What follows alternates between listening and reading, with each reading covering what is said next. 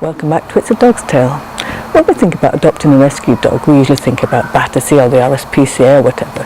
But did you know that abroad there are many rescue homes created by animal lovers whose dogs are desperate to find good homes?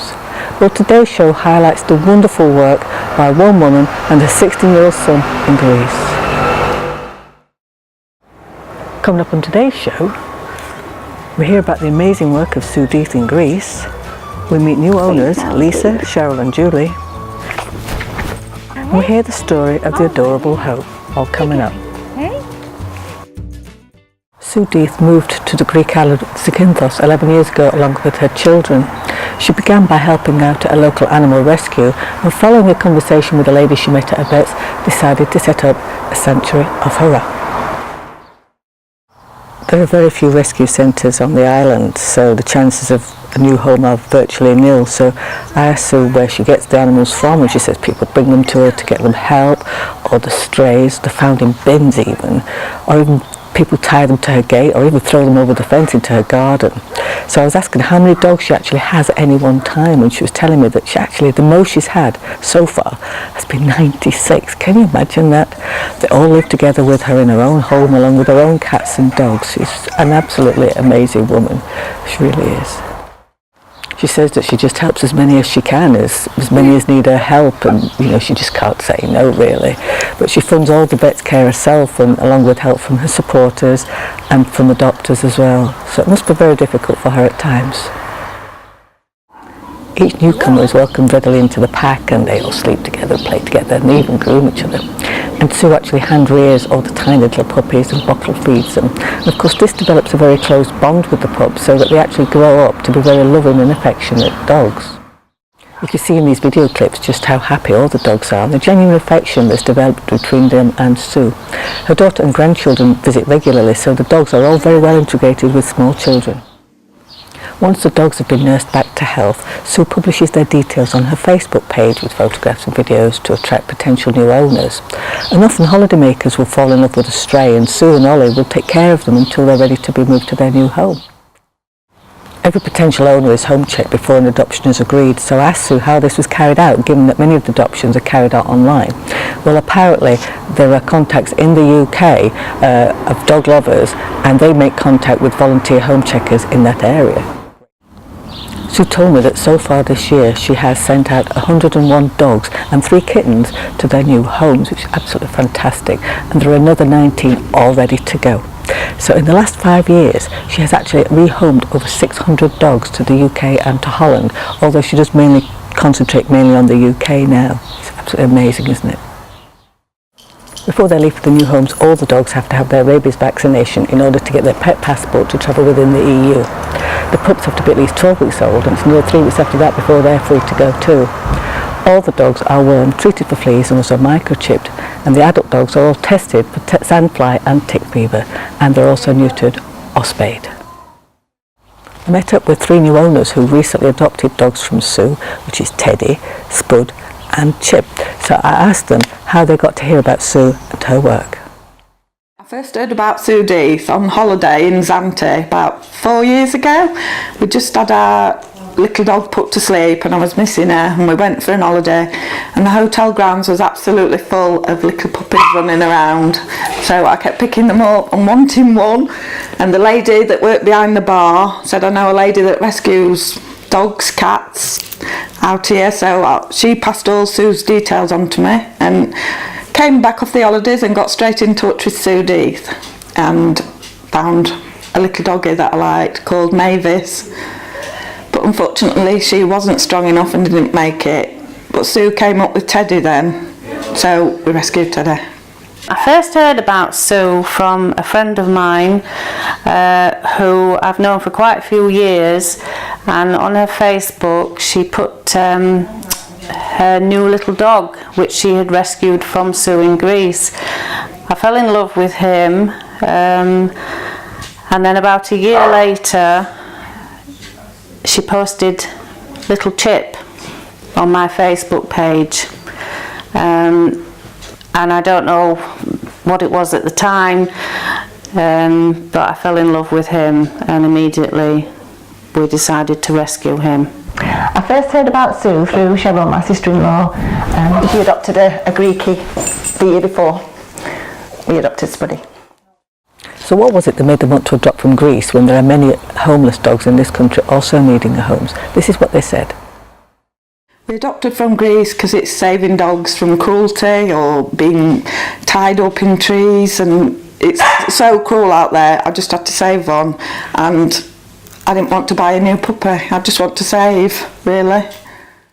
I wanted to adopt from Greece, as I probably would have adopted from any country.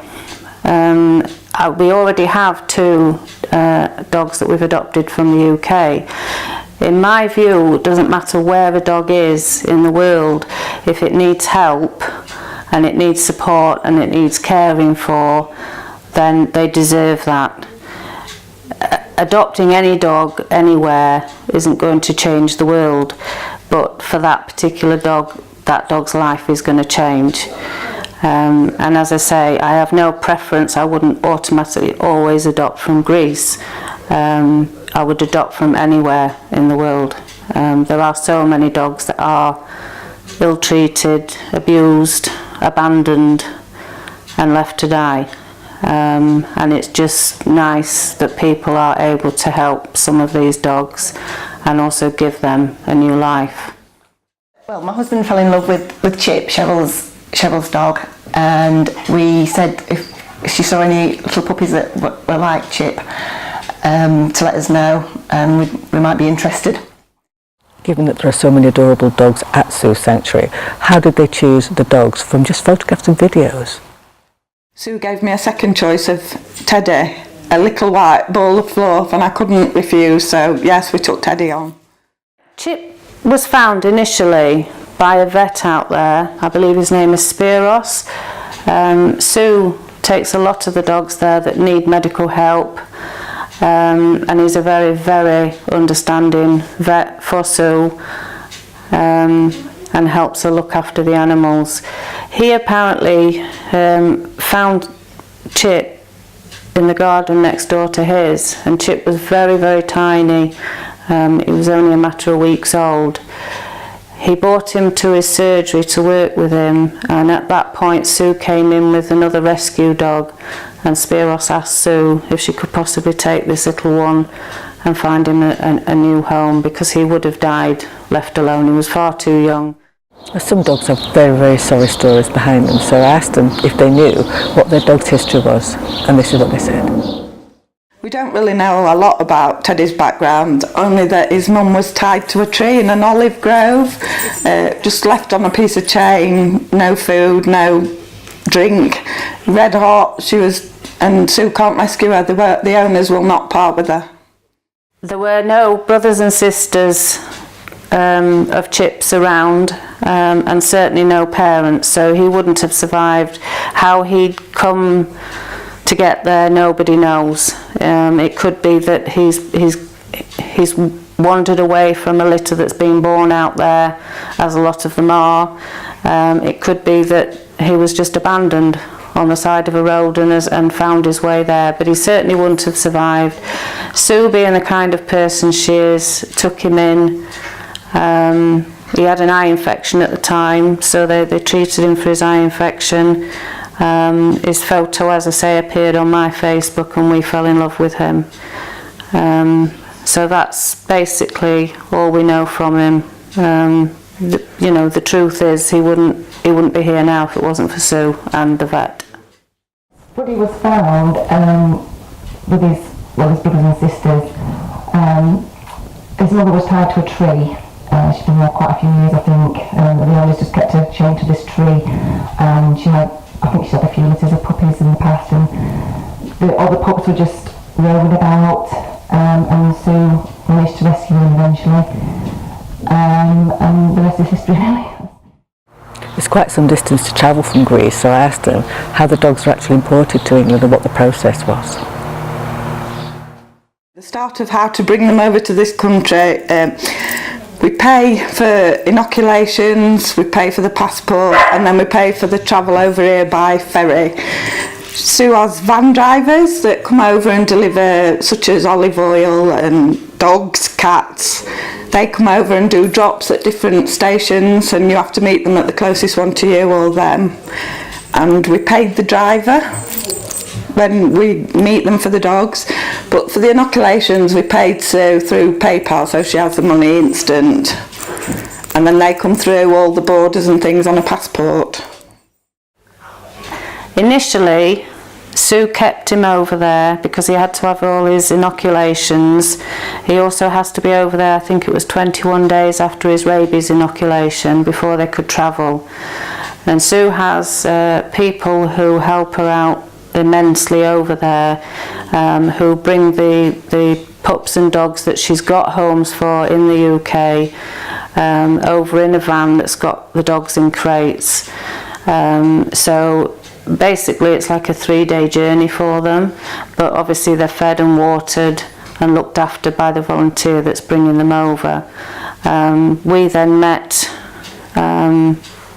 the people that had fetched Chip over. We met them at the service station to pick Chip up, and that's basically how a lot of the dogs come over, and they meet the new owners at various places where they can stop at. Hopefully a lot of it at the time it's quite near to where you live as well.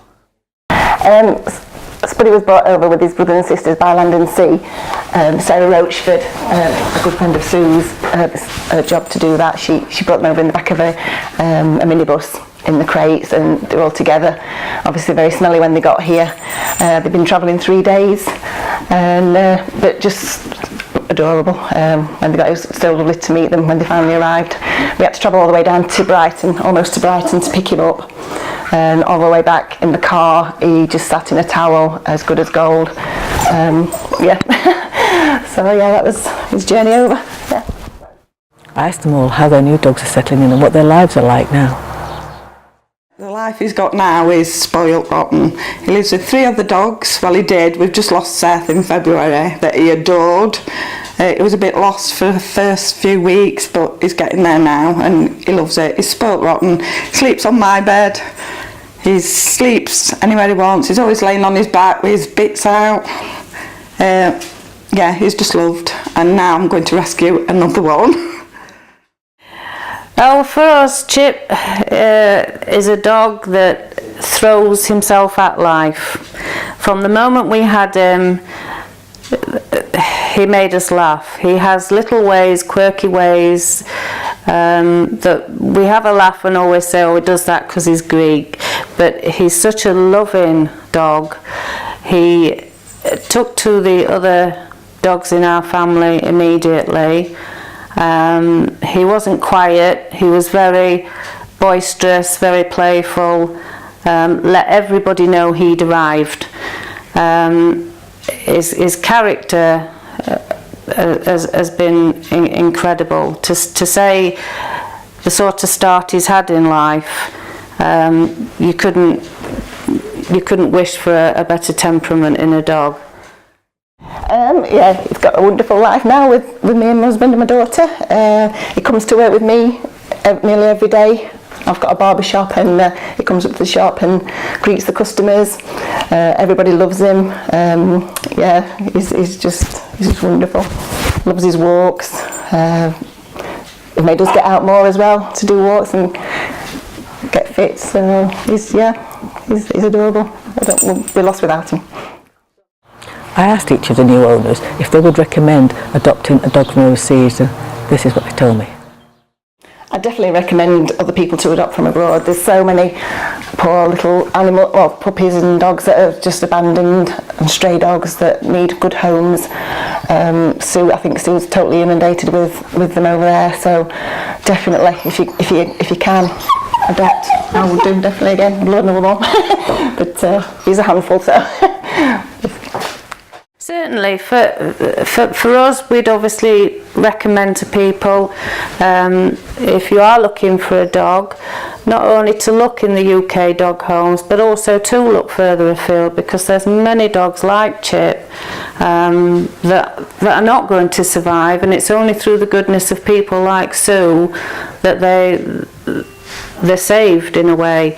But Sue is also very good when there's family situations. People tell them what their situation is like, and particularly the older ones, not the tiny puppies, but she's very good at being able to match that dog with that family. So for instance, if it's a dog that, you know, they need to be around children, or they want a high energy dog, or they want a dog that's quite low energy, happy to plod about. Sue's very good at matching. You know, she really does read the dogs well and know the dogs, and that's very useful. But as I said initially, I think no matter where you adopt a dog from, for that dog, you're changing his life. The dog that I'm going to rescue is Star. She was found in a bin, I think, for about 4 weeks old with her sisters and brothers. So tiny, we didn't think she was going to make it. There's been a few occasions where Sue thought she was going to die because she kept collapsing, because we're in a heat wave at the moment, and the dog's just, it's not good. It's too hot for them. They've had no mother's supplements from the milk or anything, so... but luckily she's pulled through. Sue's done so much hard work with her and her brothers, sisters, giving them honey. Would you believe honey? But it does work, and she's pulled through, and hopefully I'll get her soon. Please.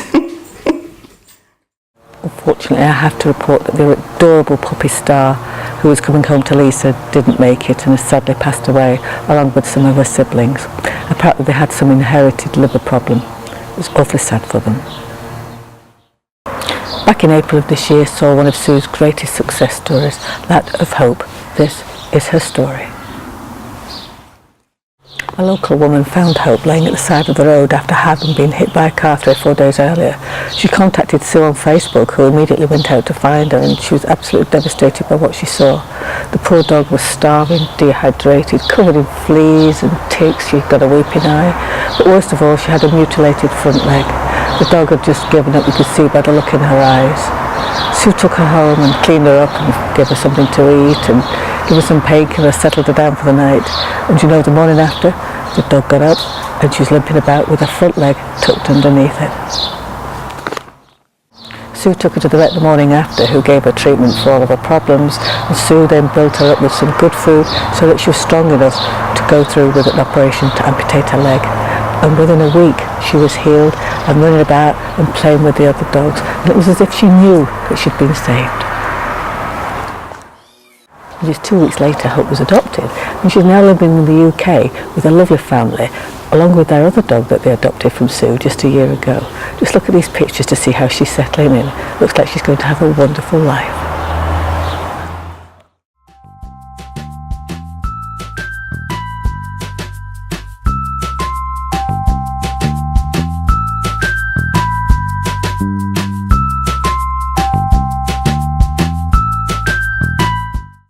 Well, sadly, that brings us to the end of this week's show. So join me next time when I'll be talking to 3 radio and television presenters who tell me what it's really like to work in the media industry. You won't want to miss it. See you next time.